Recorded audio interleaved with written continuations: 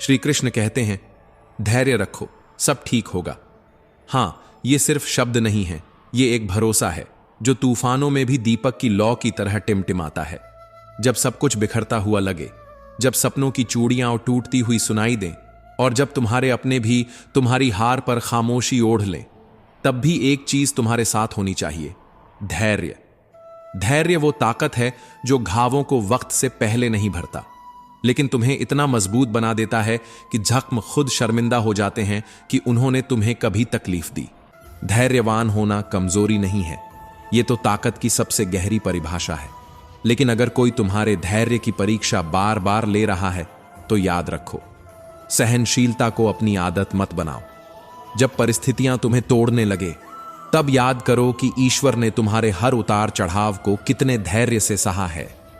उसने तुम्हारे गलत फैसलों को भी स्वीकारा, तुम्हारी अधूरी प्रार्थनाओं को भी सुना, तुम्हारे टूटी उम्मीदों में भी आशा ढूंढी। क्या हम उस ईश्वर से थोड़ा सा धैर्य नहीं सीख सकते? हर तूफान के बाद एक सन्नाटा होता है, और हर सन्नाटे के बाद एक नई सुबह। अच्छा समय जब नहीं टिकता, तो बुरा समय भी नहीं टिकेगा। धैर्य रखो, क्योंकि वक्त का पहिया हर रोज नया मोड़ लेता है। जैसे लोहे को तपाकर ही उसे मजबूत बनाया जाता है, वैसे ही जीवन की आग में तप कर ही आत्मा को निखारा जाता है। और इस तपस्या में धैर्य वह औजार है जो तुम्हें टूटने नहीं देता, बिखरने नहीं देता।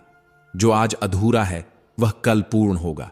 बस तुम्हें अभी ठहरना है और हर क्षण को समझना है। श्री कृष्ण कहते हैं, जिस व्यक्ति के पास सब्र नहीं होता, असल में वह सबसे अधिक निर्धन होता है, क्योंकि सब्र ही वह संपत्ति है जो न केवल हमारी आत्मा को समृद्ध करती है, बल्कि हमारे संपूर्ण जीवन की दिशा तय करती है।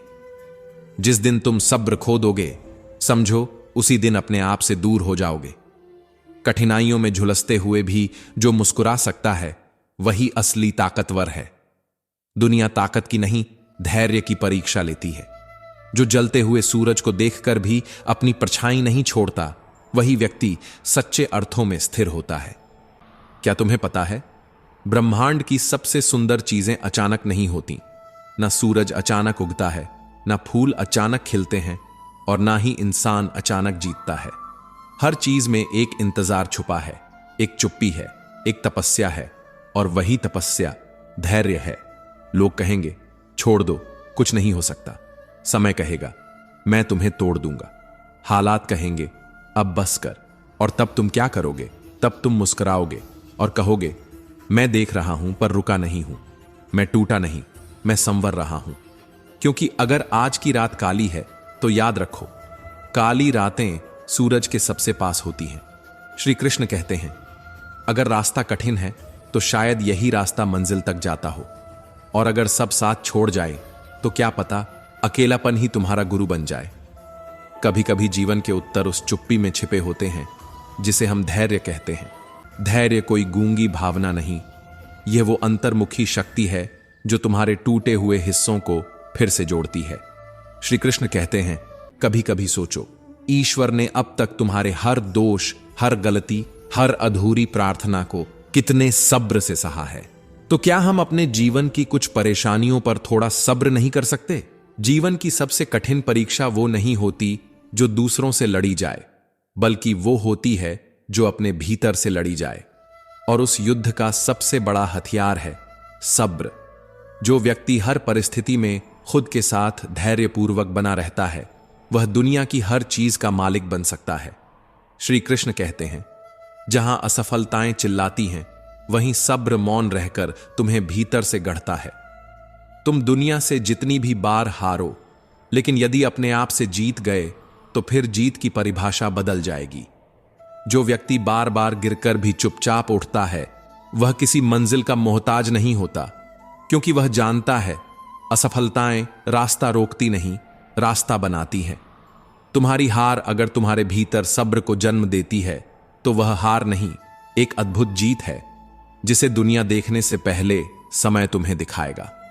सफलता की सबसे अनसुनी परिभाषा यही है, जो तुम बार बार करने से डरते हो, उसी के अंदर तुम्हारा उत्तर छिपा होता है। लेकिन यह उत्तर तुम्हें तभी मिलेगा जब तुम सब्र की नाव पर सवार होकर खुद को समय के हवाले करोगे। इस दुनिया में सबसे मुश्किल काम है दर्द के साथ सब्र करना। मरने के लिए तो लाखों तैयार हैं, लेकिन जीते जी टूटते रहकर भी मुस्कुराना, यह कला बहुत कम लोगों को आती है। जो हर गुस्से के क्षण में धैर्य रखता है वह वास्तव में तूफान से बड़ा होता है, क्योंकि तूफान तो सब कुछ उड़ा ले जाता है, पर वह इंसान सब्र से खुद को बचा लेता है।